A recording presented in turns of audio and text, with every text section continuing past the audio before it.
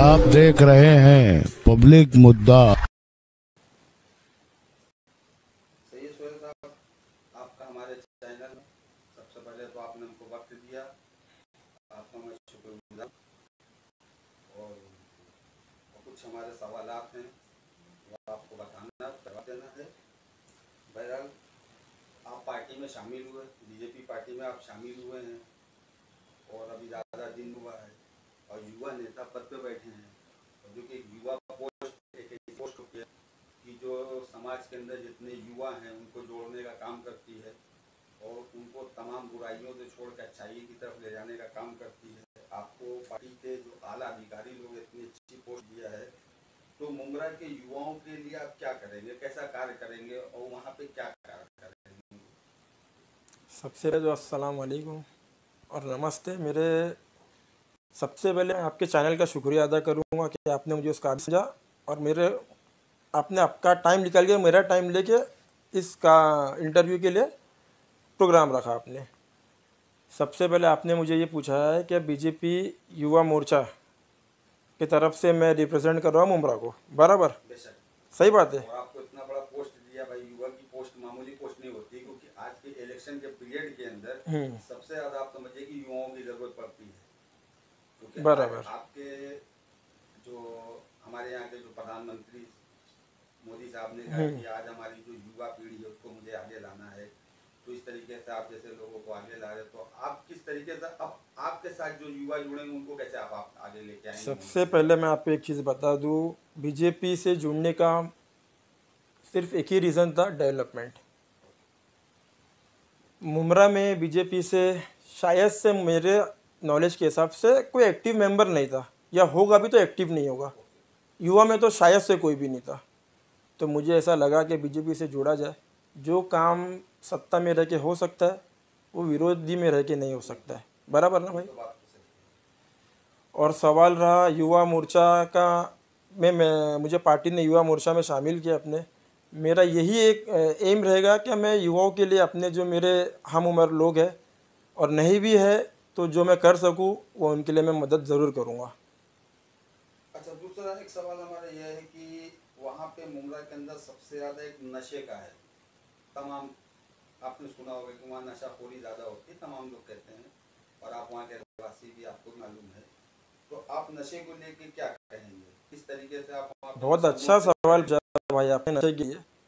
अभी यही अधिवेशन में हमारे सीएम साहब ने, देवेंद्र जी ने एक नया कानून लेके आए हैं, मोका एमसीओसी का। नशे के खिलाफ जो कड़ी कार्रवाई होगी वो एमसीओसी के खिलाफ होगी, एमसीओसी के तहत होगी। तो मैं उनका दिल से आभारी हूँ देवेंद्र जी का, क्या उन्होंने ये बहुत बड़ा स्टेप लिया।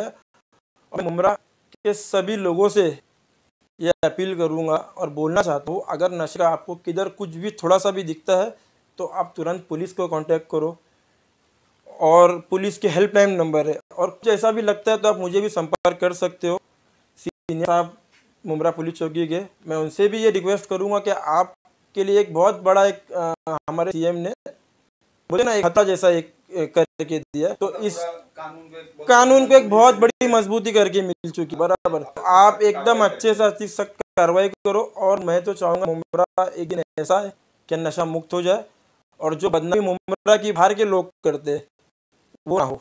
आप देखो कि अब कहाँ भी ले लो, मुंबई में, थाना में, किधर चले जाए, मुंब्रा को ऐसी नज़र से देखा जाता है, मतलब मुंब्रा का नाम आया तो नशा, मुंब्रा का नाम आया तो लोग फ्रॉड है, मुंब्रा का नाम आया तो कुछ ना कुछ गलत निगाहों से ही देखते।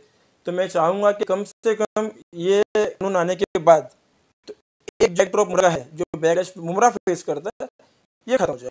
भाई, आपसे मैं भी एक सवाल पूछता हूँ कि आने वाले मानपा चुनाव के लिए आप इच्छुक हैं? आपने ये बड़ा सवाल पूछा। पार्टी का मैं बहुत छोटा कार्यकर्ता हूँ। अगर पार्टी मुझे इस काबिल समझती है तो मैं ज़रूर पार्टी का आदेश मानने वाला कार्यकर्ता हूँ, और मैं ज़रूर पूरी ताकत से उतरूँगा मैदान में। और आपको ये बताता हूँ, अगर उतरा तो ज़रूर जीत के आऊँगा। अच्छा, अभी मिलने के बाद, सर्टिफिकेट मिलने के बाद, क्या आपके बैनर दिखेंगे? क्यों नहीं दिखेंगे? कोई रोक पाएगा? आपको लगता है ऐसा नहीं दिखेंगे? नहीं, एक मिसाल के तो मुस्लिम मेजोरिटी है वहाँ पे, जो बैनर है, जो आपके भी बैनर है, वो अब क्या देखने को मिलेंगे? तो मुंब्रा इसका मतलब ये थोड़ी कि राष्ट्रवाद वाले मजे लेंगे, दिले मजे लेंगे, कांग्रेस वाले मजे लेंगे, बीजेपी का कोई उसमें वो नहीं है।